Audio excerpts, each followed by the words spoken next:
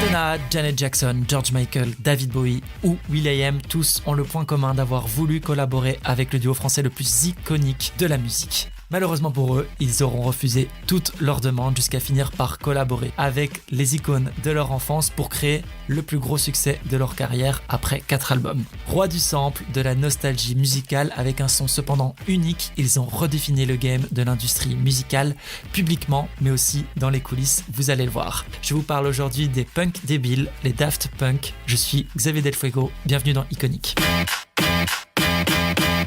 I don't feel like an icon. It's crazy. Iconic and amazing people. J'ai été une idole. I do think I am a goddess. On me considère comme un symbole sexuel. Legendary. Iconic. That is what style icons do. C'est un don qu'on a. A legend in the making. Obama. Bonjour à tous et bienvenue dans ce nouveau podcast d'Iconic, votre condensé de pop culture qui questionne la place de certaines personnalités que l'on peut qualifier d'iconiques dans notre société. Je suis évidemment très heureux de vous retrouver pour cet épisode sur Daft Punk. N'hésitez pas à me rejoindre sur les différents réseaux sociaux d'Iconic, @IconicPodcast, sur Instagram principalement, mais aussi sur Facebook et sur YouTube où vous pouvez voir les images dont je parle, même si à l'audio, ça fonctionne parfaitement. Et ce podcast, je vais le commencer en vous énonçant une vérité. Les Daft Punk ont sorti 4 albums.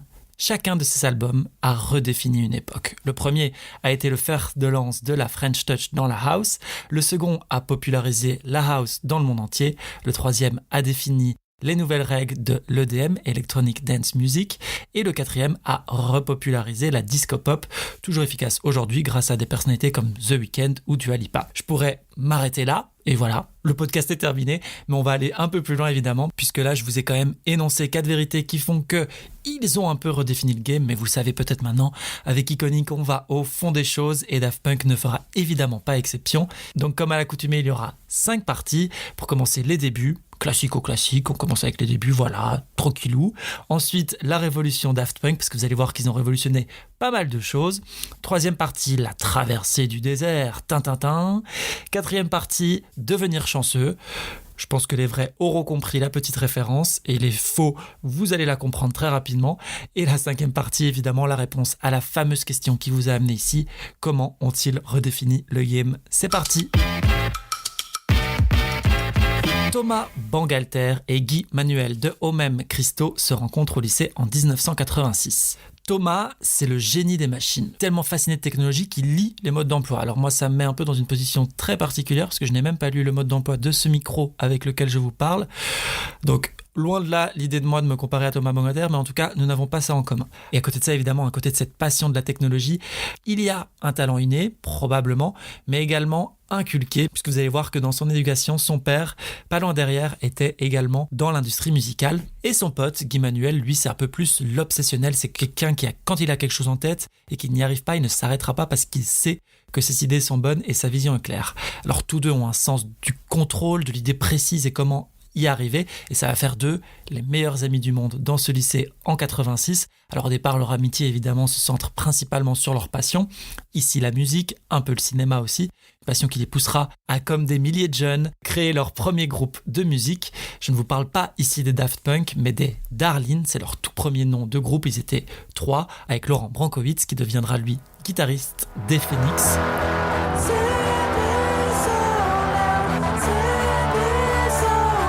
Et ce que vous venez d'entendre, c'est Cindy So Loud, un des premiers titres, le premier titre des Darlene.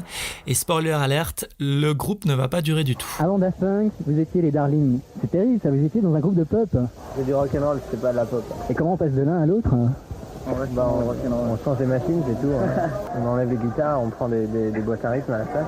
Ouais, on fait mieux qu'à l'époque d'ailleurs. Ils ne feront pas énormément de bruit avec ça, et la seule critique qui sortira à leur égard ne sera pas des plus élogieuses, puisqu'ils sont traités de Dafty Punk Trash dans la presse anglaise, donc traduisez les punks débiles. Vous avez compris, donc ils ont repris le nom Daft Punk, un pied de nez à tout ça, par la suite quand ils se sont lancés dans la house. Et quand on a commencé à faire de la musique électronique, on n'avait pas de nom pour notre projet. On s'est dit tiens, on va utiliser le nom de cette mauvaise critique. Les punks débiles en anglais, ou les punks stupides. Alors évidemment, quand ils ont reçu cette critique, ils ont décidé d'arrêter, et on se retrouve alors avec 2 Parisiens, tristes, à Paris au début des années 90, et vous voyez très bien où je vais en venir.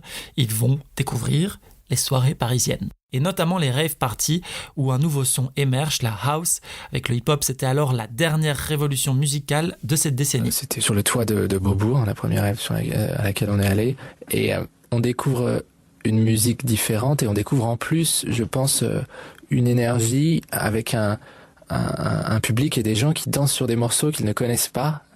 Et avec quelque chose de nouveau qui est en train de se passer. Il faut replacer la musique électronique dans son contexte qui est alternative et totalement underground et qui est pas de la musique qu'on entend à la radio et on se dit c'est intéressant, il y a un courant et il y a peut-être quelque chose à faire en utilisant ce moyen d'expression dans la musique. Ils vont être hyper inspirés par ce nouveau mouvement, ils vont commencer à mixer dans les soirées, créer leurs maquettes jusqu'à rencontrer les représentants d'un label écossais, Soma, avec qui ils vont travailler, mais à une seule condition. Là on avait déjà le souci du détail et du contrôle, on ne touche rien à ce qu'il crée, on ne change pas la durée, on ne remixe rien, etc., etc. Alors malheureusement, c'est encore quelque chose qui est pratiqué par pas mal de maisons de disques, mais eux, dès le départ, on est au milieu des années 90 et déjà, il y a cette problématique qui perdure encore aujourd'hui. Et c'est en 1994 que sort officiellement le premier disque de Daft Punk et ils se font connaître ci et là pour une raison principale et qui est la base de tout, encore une fois, le talent, avec en plus de ça, le contrôle, j'en parlais déjà, qui force le respect de leurs collègues et ce contrôle va les aider à construire leur carrière. Alors ils sont connus, de plus en plus connus dans la scène underground, mais un titre va littéralement percer et je suis sûr que vous l'avez déjà entendu, c'est Daft Punk.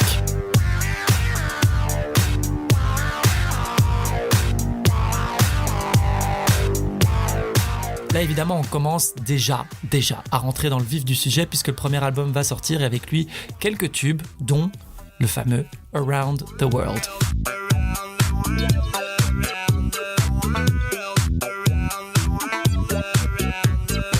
Et ces deux clips vont déjà être très emblématiques à l'époque grâce à l'anonymat qui les caractérise.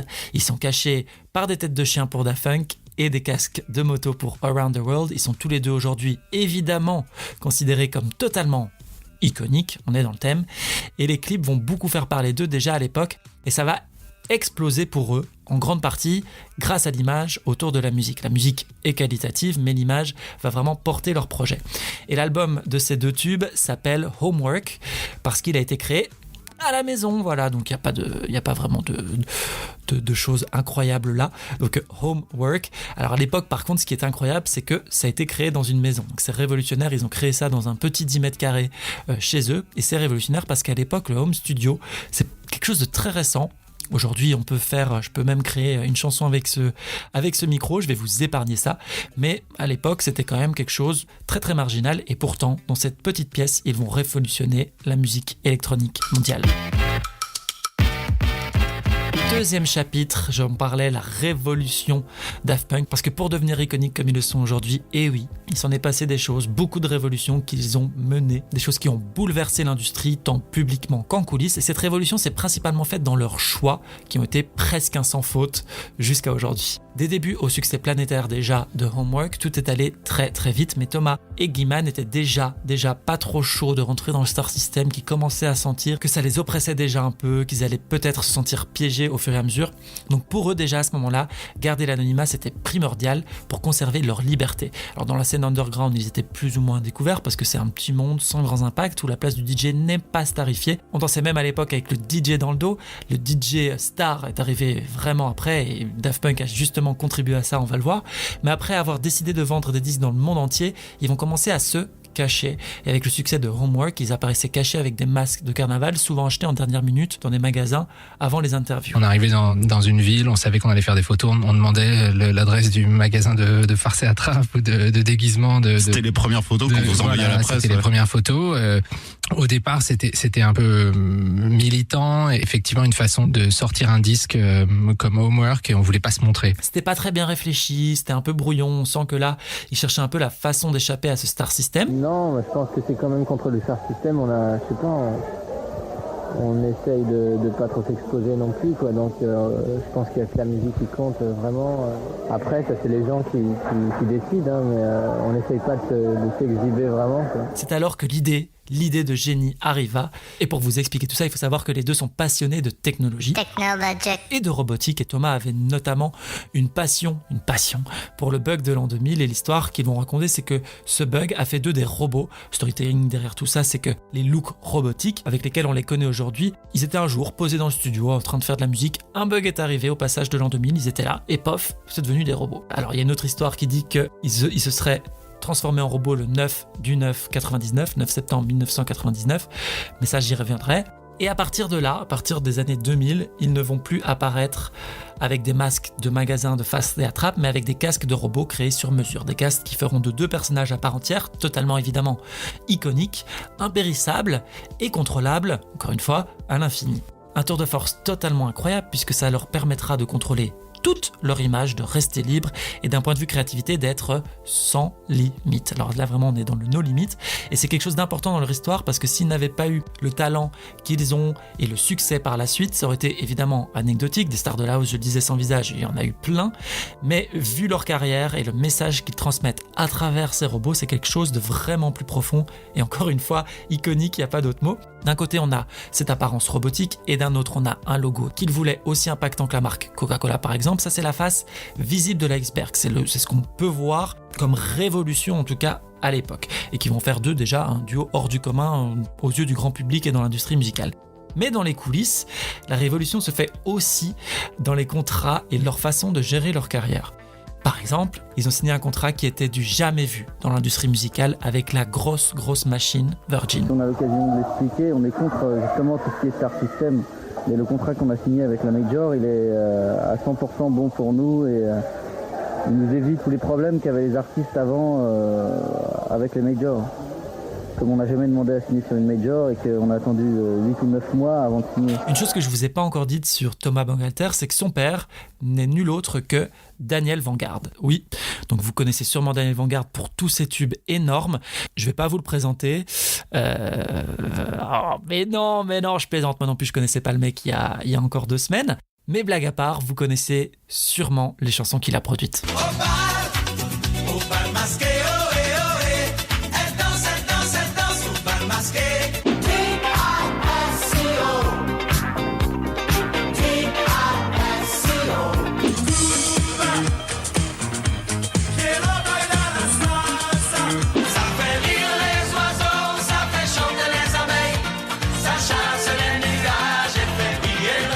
Et là, on est vraiment déçu que Daft Punk n'ait jamais samplé Ça fait rire les oiseaux de la compagnie créole. Tout ça pour dire que son père, la négociation avec les maisons de disques, ça le connaît et il a sans nul doute drillé son fils pour qu'il ne fasse pas d'erreur. Un héritage alors incommensurable puisque ce père va les aider à faire des bons choix et surtout les conseiller pour leur contrat. Il faut savoir qu'une maison de disques en général signe les artistes pour X albums et puis il y a les royalties, etc.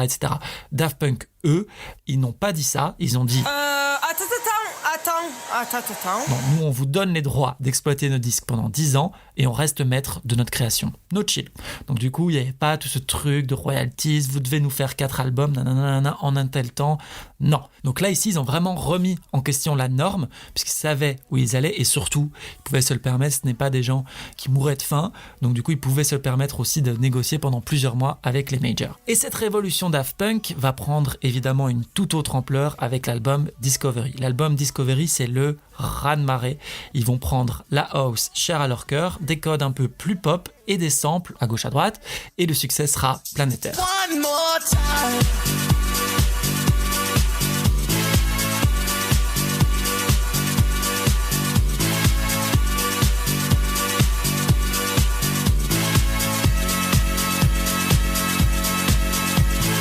One More Time que vous connaissez, c'est le tube qui va casser toutes les frontières pour Daft Punk, mais avec lui sur cet album, bien d'autres tubes.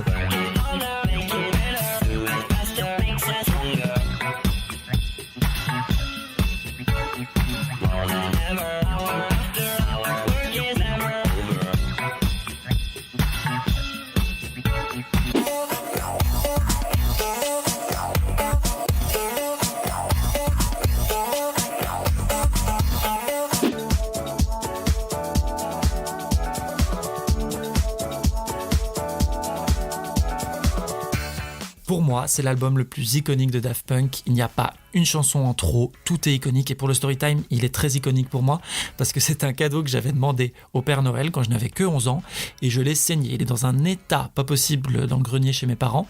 Bon, alors la même année, j'avais aussi demandé l'album d'Evangeli qui est un tout petit peu moins tourné, si ce n'est pour un tube peut-être.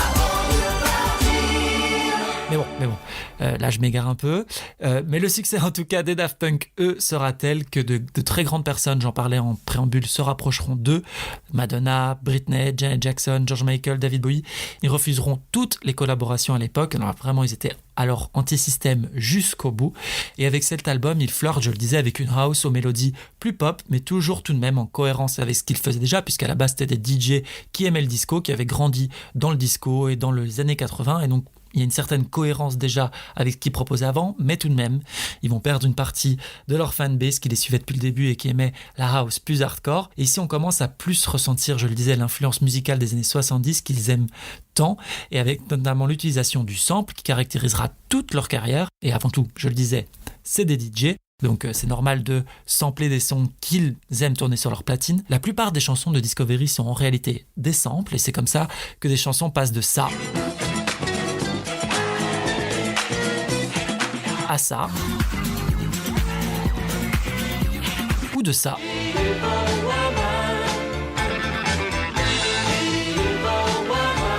à ça.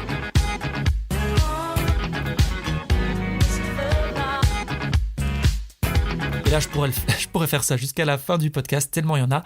Je vous donne les meilleurs exemples de samples de Daft Punk sur l'Instagram @iconicpodcast, si vous voulez les écouter. C'est également révolutionnaire de ce côté-là, puisque c'est un des premiers albums qui laisse tant de place au sample, ou parfois même le sample est méconnaissable tellement il a été modifié. Et c'est pour ça qu'il y a eu des petits reproches parfois de plagiat, parce que vraiment c'était très très très samplé. Et pour accompagner l'album, vous avez déjà sûrement vu les dessins animés qui faisaient office de clip. Je repars dans le storytelling. J'avais pour but ultime quand j'étais petit d'enregistrer tous ces clips sur des VHS avec mon magnétoscope quand les clips passaient sur MTV ou MCM. Et alors là, j'ai perdu tous les 2000 qui sont en mode. Mais vraiment, c'était pour moi le but. Alors, spoiler alert, je n'y suis jamais arrivé, parce que du coup, il y a quand même pas mal, c'est un vrai film entier, et ce film s'appelle Interstellar, The Secret Story of the Star System, Interstellar 5555, et c'est un animé créé par le créateur d'Albator, Leiji Matsumoto, dont étaient fans Thomas et Guimard. Le film raconte l'histoire d'un groupe interplanétaire qui se fait enlever par un producteur véreux et qui transforme le groupe en machine à vendre des disques pour la planète Terre. Alors ici, le message n'est pas très subtil, mais on voit déjà ce qu'ils pensent de l'industrie dont ils font partie, et industrie d'ailleurs qu'ils enrichissent avec leur contenu. Pour ce film, pour le coup, ils se sont eux endettés pour le créer parce qu'ils vont toujours au bout de leurs idées. Ils veulent toujours tout contrôler, du coup. Pour eux, c'était important de le financer eux-mêmes, et ce film va coûter très très très cher et va mettre plusieurs années à être produit, mais c'était très important pour eux, et au final, c'est quelque chose dont ils sont encore aujourd'hui très fiers. Alors cet album, évidemment, c'est l'élément fondateur des Daft Punk qu'on connaît aujourd'hui, les Daft Punk mondialement connus, puisque l'album aura ce son unique, propre au Daft Punk, avec du vocodeur U0 Trans et l'utilisation du sample, j'en ai parlé, mais ce film qui l'accompagne sera aussi la clé de voûte de tout un pan cinématographique des Daft Punk, parce qu'il faut savoir que leurs deux films, il y en a un deuxième qui est sorti par la suite pour le troisième album Human After All, ont tout de même été à Cannes, donc c'est pas rien du tout. Donc on voit que c'est l'élément fondateur des Daft Punk qu'on connaît aujourd'hui. Troisième chapitre, la traversée du désert, où je vais aborder le troisième album, Human After All. Ici, il décide de revenir aux fondamentaux Daft Punk, à savoir la musique house beaucoup plus brute et créée dans le feu de l'action. Là où Discovery a été écrit en 5 ans, Human After All a été écrit en 2 semaines.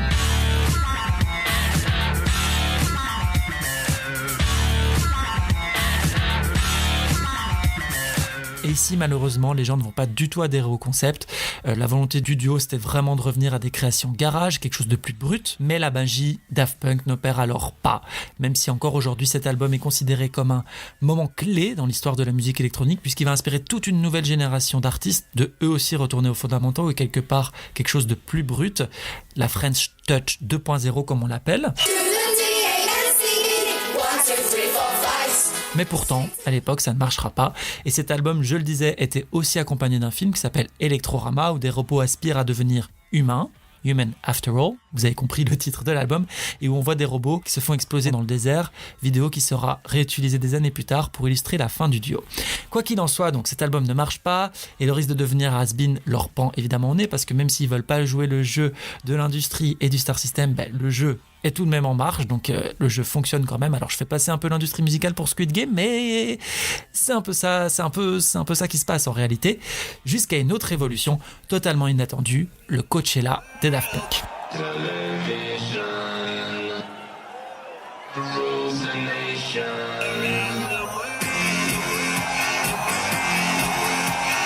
Alors le festival Coachella, j'en parle dans mon podcast précédent sur Beyoncé, c'est clairement le festival sponsor du podcast Iconic. Et ce festival, c'est un festival en Californie qui a une place particulière dans l'industrie aujourd'hui parce que c'est justement un endroit qui arrive souvent à créer l'événement autour de grands artistes. Le festival prend place au milieu d'un désert, d'où le titre de ce chapitre. On s'est rigolé chez Iconic, c'était pas une traversée du désert en mode ils ont connu des moments difficiles, même si c'était pas spécialement facile. Le duo refusait depuis des années de se rendre dans ce désert Coachella, et ils acceptent exceptionnellement cette année-là et ils créent un show inédit. Ils réinjectent quasiment tout leur cachet de $300,000 environ dans cette performance. Alors évidemment, le show est un mix de zinzin de leurs 3 albums avec une scénographie qui accompagne le tout. Une pyramide au centre, là les anti-Illuminati ont arrêté le podcast en sueur, et des gros écrans LED tout autour pour décorer la pyramide. Et alors on est en 2007 et je vous avoue que le LED c'est tout nouveau, c'est la première fois que des gens vont en prendre autant plein les yeux. Personne n'avait vu quelque chose d'aussi produit avec une telle qualité visuelle, et ici le visuel est vraiment au service de la musique et inversement. Une masterclass de show qui va se retrouver partout sur YouTube, on est au tout début de la plateforme aussi, et ça va buzzer, et ça va encore une fois, il n'y a pas d'autre mot, révolutionner le genre. Ce sera l'acte fondateur de l'Electronic Dance Music, l'EDM. Si aujourd'hui vous avez des Tomorrowland, des shows de ouf avec des DJ stars, si vous avez des David Guetta, des DJ Snake, des Skrillex, des Avicii, paix à son âme, c'est en grande partie grâce au Coachella des Daft Punk. Skrillex en parle d'ailleurs ouvertement. J'ai dépensé tout mon argent, mais ça a vraiment changé ma vie. Ça a chamboulé tout mon monde, ça m'a retourné le cerveau. J'étais déjà super fan de leur album, mais là j'ai pu les voir s'approprier la scène avec cette pyramide, voir le rendu incroyable de tout ça et le talent qu'ils avaient pour inventer de nouveaux remixes. J'avais jamais vu un truc pareil. J'ai compris ce qu'on pouvait créer en live, comment on pouvait réinterpréter des morceaux en live. Tout ça est gravé en moi maintenant, tu vois.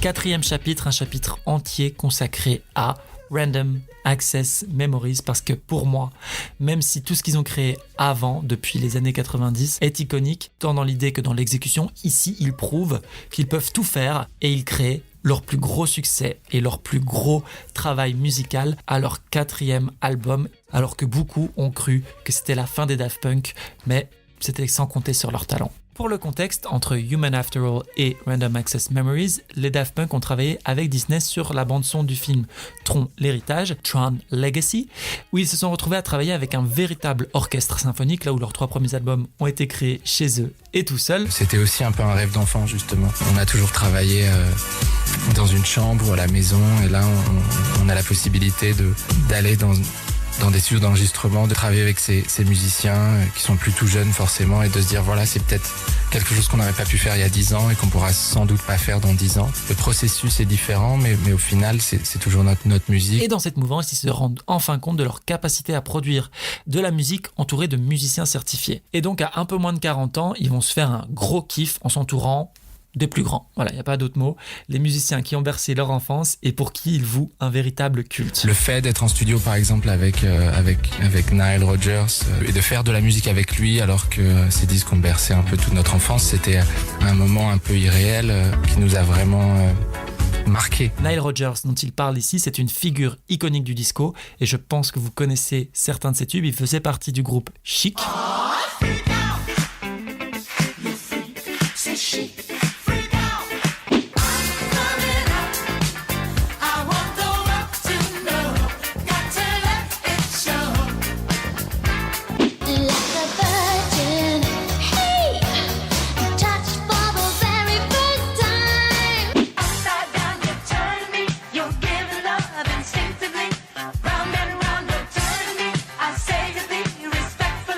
Pharrell Williams évidemment en tête de file. Et Giorgio Moroder, le premier à utiliser le synthé dans la pop music. On lui donne notamment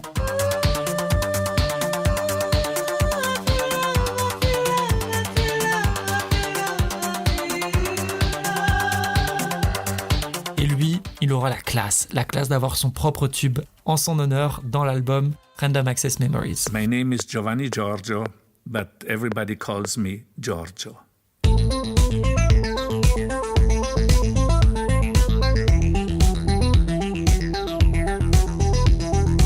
Alors on pourrait se dire qu'ils ont encore une fois vendu leur âme au diable en faisant un album commercial. Alors je déteste ce mot, beaucoup l'ont pensé malheureusement.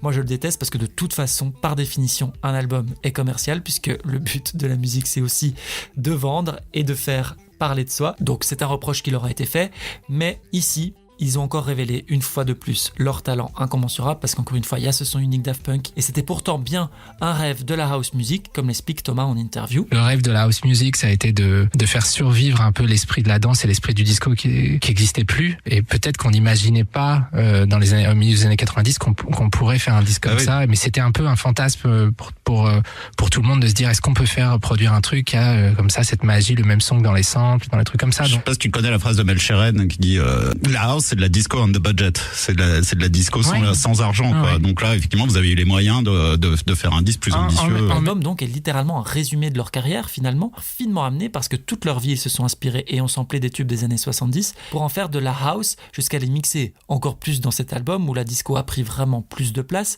Et évidemment on parle de Daft Punk, probablement les artistes les plus jusqu'au boutistes de ces dernières années, donc tout sera pensé dans les moindres détails. Il y avait aussi ce désir de retourner à des choses peut-être oubliées au profit de la nouvelle technologie, une façon d'écrire et composer un son, la façon de l'enregistrer. Ils vont vraiment explorer tout ce qu'ils peuvent pour retourner au old school, mais le vrai old school. On parle beaucoup des musiciens, mais le plus important et le plus difficile quand on a fait ce disque-là, c'est de faire un truc qui sonne pas genre son super clean, moderne. On n'imaginait pas qu'on pourrait enregistrer ces musiciens et que ça sonne comme à l'époque. Et tous les mois qu'on a passé en studio, c'était vraiment ça, le challenge, parce qu'on avait vraiment la hantise d'un son tout clean. Dans la production, déjà, ils vont utiliser évidemment l'orchestre de Tron. Ils vont aussi utiliser des vieux micros, comme l'explique Giorgio Moroder. Ils avaient 3 micros et je leur ai demandé pourquoi vous avez 3 micros pour une interview. Ils ont répondu, le micro de gauche est très très ancien, c'est celui que nous utiliserons pour parler de votre enfance. Pour celui du milieu, ils ont dit que c'était le genre de micro avec lequel on enregistrait dans les années 70. Et celui de droite, le microphone du futur, celui qu'ils utilisent maintenant. J'ai dit, qui va entendre la différence ? Le technicien a répondu, personne. Eux, ils vont l'entendre. Des vieilles bandes. Après, on était vraiment dans un souci d'essayer d'enregistrer les mix avec 3 magnétos à bandes différents, à différentes vitesses pour essayer de regarder le mix qui serait le plus intemporel. Enfin bref, ils vont vraiment se faire plaisir. Et tout ça, ça va permettre, je le disais, de créer ce son unique. Alors déjà auparavant, le son Daft Punk est caractéristique et reconnaissable très très rapidement et dans l'industrie, souvent, beaucoup de personnes se demandent comment font les Daft Punk pour créer ce son unique. Mais en réalité, tout provient du contrôle, encore une fois, qu'ils ont sur leur production, mais aussi et surtout le moyen d'y parvenir, puisque plus personne aujourd'hui n'utilisait les micros des années 60. Et donc même en amont, le duo a vraiment réfléchi, et c'est comme ça qu'ils ont travaillé toute leur vie à ce qu'ils veulent faire avant, pendant et après l'enregistrement. Et jusqu'au boutiste aussi dans la promo, puisque la promo elle aussi sera old school, puisqu'elle fera aussi écho aux années 70-80 avec notamment les billboards. Alors les billboards, les panneaux publicitaires, c'était une époque, on est à l'âge d'or dans les années 70 de la musique et ces publicités seront partout aux États-Unis, donc des gros billboards principalement à Los Angeles, publicitaires qui étaient inondés des prochaines sorties des albums. Du coup, ils seront passionnés par ça. Et donc, cette fascination pour cette époque se retrouvera dans tous les pans de Random Access Memories.